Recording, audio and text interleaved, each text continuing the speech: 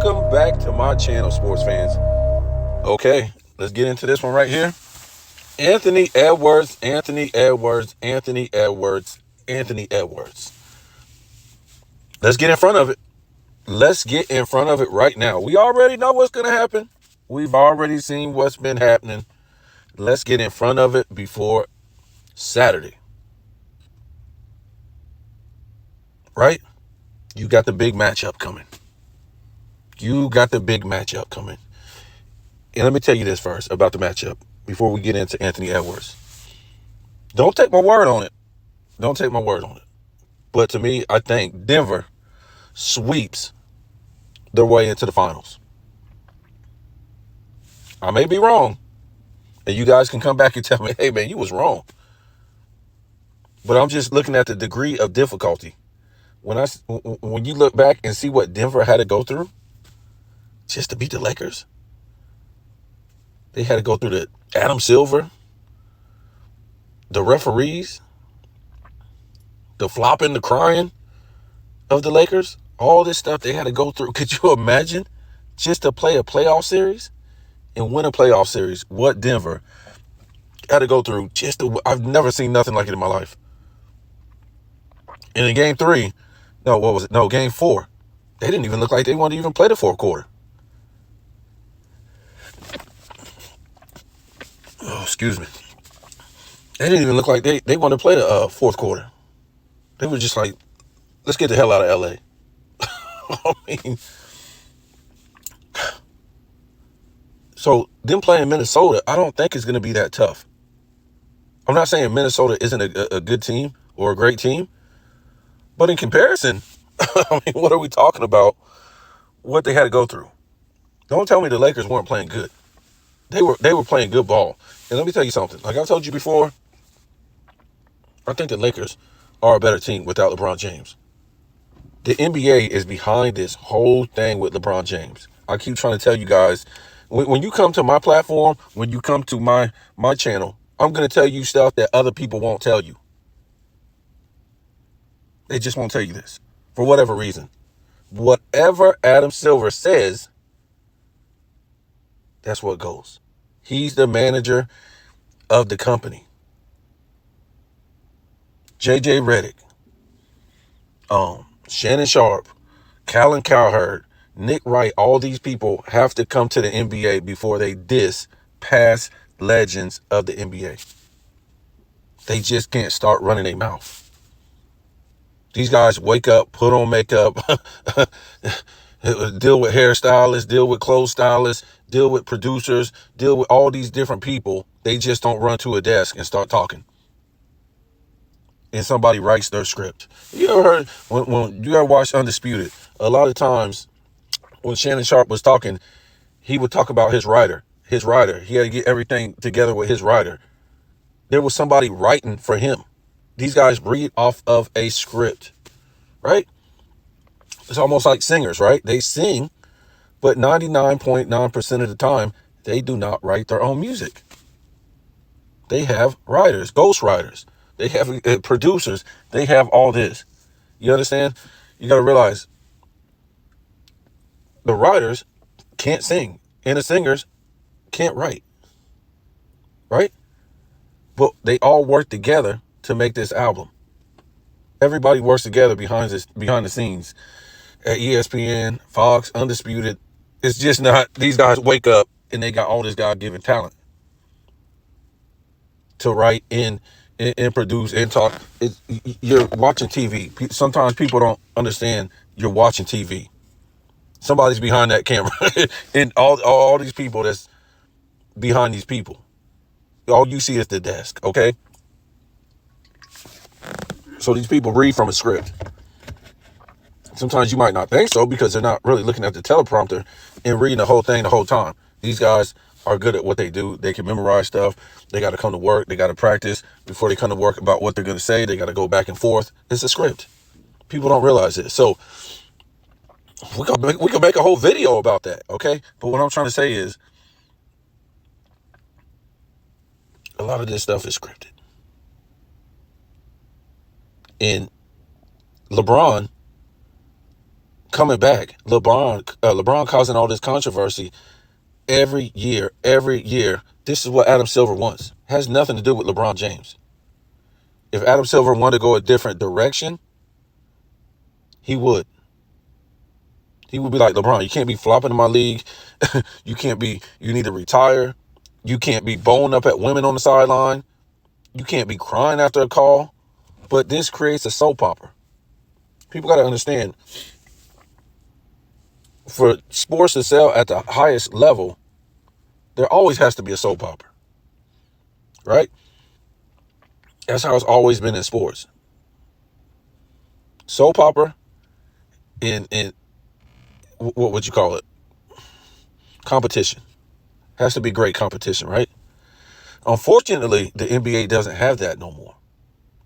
In these, I would say, this era has gotten really bad. I would say it started about the 2010s. We could see it coming into the 2000s. Micheal Jordan was complaining about that. These guys don't want to compete. These guys don't want to practice. Look what AI said. Practice.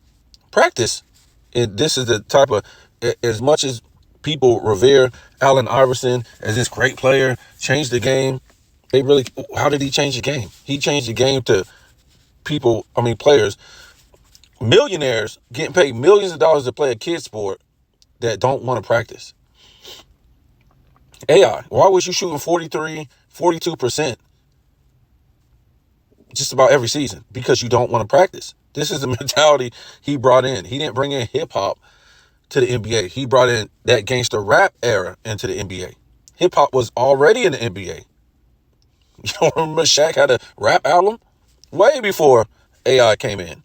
You don't remember Jordan rocking the gold chains in the dunk contest in the 80s? Yeah, hip hop was already in the NBA. So don't let these people fool you about Allen Iverson brought hip hop into the NBA. He brought gangster rap, the I don't give a F mentality, into the NBA. You got to remember, there's a difference between hip hop and gangster rap. Whole different thing. People getting shot, people selling drugs, people going to jail, people robbing each other, people walking around like I don't give a damn. That's gangster rap. That's the mentality AI brought into the league, because that's what he was raised up around, right? He wasn't raised around hip hop. Hip hop is Heavy D, Salt and Pepper, LL Cool J, Kool Moe Dee, MC Lyte, Run DMC. The list goes on and on. We never heard a cuss word in hip hop until '89 when NWA came on the scene, right? That brought in gangster rap. They start sitting on the block, slinging rocks, F the cops, all this stuff. Hip hop was positive. Okay. So let's not get too far off the topic. Like I said, I want to get in front of this real quick with this Anthony Edwards. Goodness gracious. I don't think it's really fair to this guy, what they're doing to this guy. I don't think it's fair to any of these NBA players. It wasn't it wasn't fair to LeBron James. He didn't never live up to all expectations. What was the we keep saying, and I don't mean to get back off a subject, but when the media talks to you like idiots, sometimes you got to push back and say, man, I'm not this idiot that they're saying I am. You got to push back and be like, let me think in my head real quick. What expectations did LeBron live up to? And all the hype, right? So if we look back, he was the first high school player to have all his games on TV, stuff like that. You know, him dunking over a bunch of nobodies and doing layups over a bunch of nobodies that 99% of them won't even go to college. So that's what he was doing. So he had the hype and he had the expectations. And, you know, to me, if this hype was this big that, Micheal Jordan,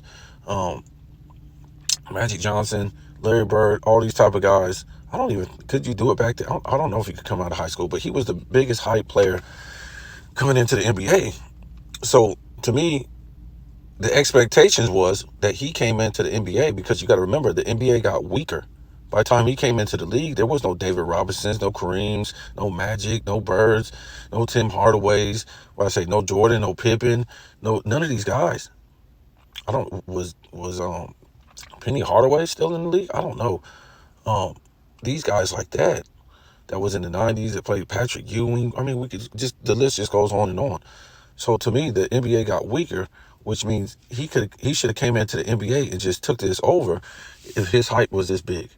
You know what I'm saying? If we're talking about like what Michael Jordan came into the league and done and led his team in 4 statistical categories, I know he played 2 seasons in the college, but guess what? It was a tougher NBA when he came in.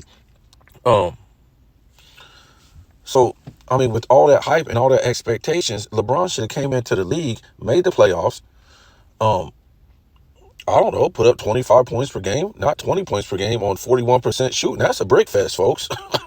That's a brick fest, however you want to call it. The people keep saying because he averaged 35 in the 2015 finals, he didn't melt down. The dude shot 39% for the series, shot like 61% from the line, and from the line, and 31% from three. I mean, that's a meltdown. Who can't take a million shots? Eventually, you'll get to 35.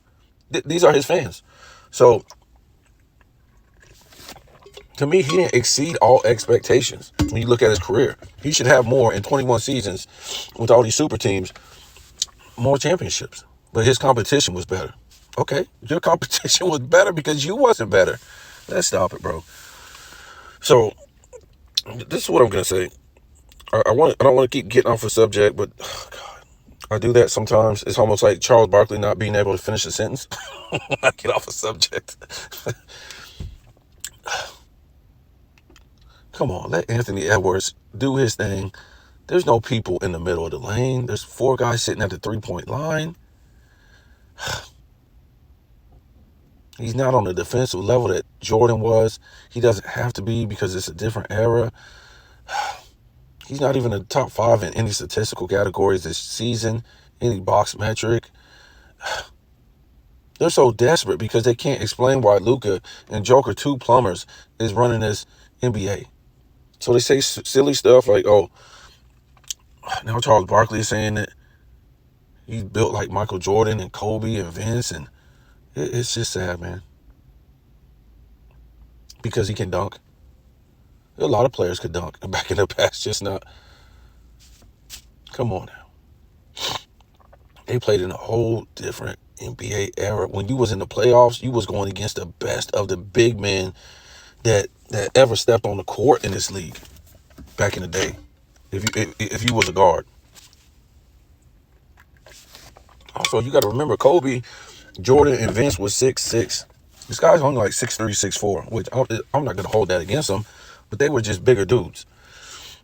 And look, man, the thing about this guy, he's like on and off, on and off, on and off. He's not consistent. Is he the leader of the team?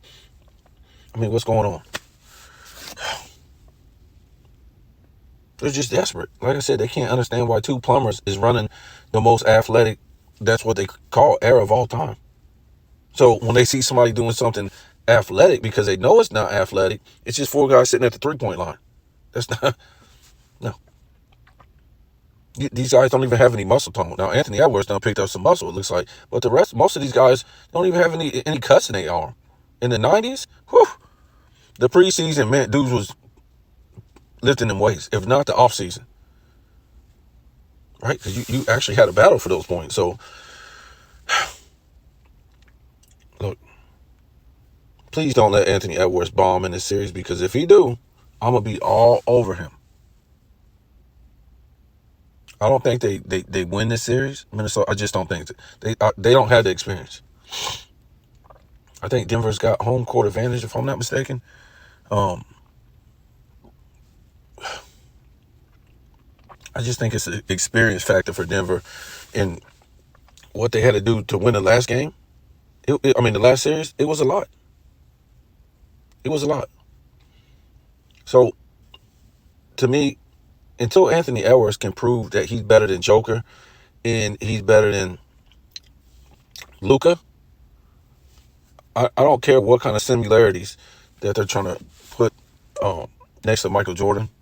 him next to Michael Jordan, because, like I said, this is not an athletic era.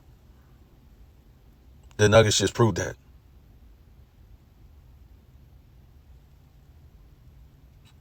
It's really not that fundamentally skilled to me because of the defense. The better the defense, the more fundamentally skilled you have to be. Take like the 80s, right? I wouldn't consider them a great athletic era. But because of that, they were, really fundamentally skilled. Or they athletic, yes. But I don't care. When we look at the 90s, there's no comparison. There's no comparison. Um, there's no comparison.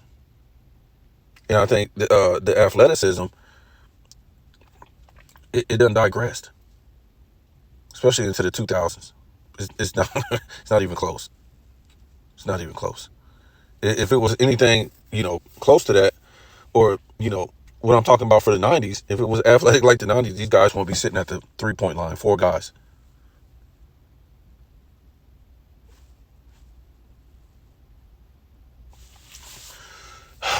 So you guys tell me what you think. But, all these dudes out here, they're real desperate. Your Stephen A. Smiths, your Charles Barkley's. Remember, they read off of a script. I keep trying to tell you guys, these guys read off of a script. They have to do what's been told to them to make money. What the producer has told to them so they can make money. Gilbert Arenas, he has to read off of a script to make money. So, obviously, the Clutch Sports is paying him to read off of a script. One day I hear him saying that Michael Jordan is the greatest. And then he said LeBron is the greatest. Then he said Michael Jordan. Then he's dissing Michael Jordan. These guys are cuckoo and wacky. They have no credibility. All they do is flip-flop. You got to remember, us guys on our platform, our channel, we don't read off of a script. We can come out here off top and start talking because we don't read off of a script. These guys, they read off a script. Now that LeBron's era is coming to an end, they have to come up with a whole different script because they're going to bang them out for steroids, allegedly. They got to come up with the next. They want to bring in Anthony Edwards, but it's not really working out for them yet. They have to create another script, and that's why they don't want to let LeBron go. They keep, next year, if LeBron does this, next year, if LeBron does this, they keep trying. This will be year 22, man. This is pretty much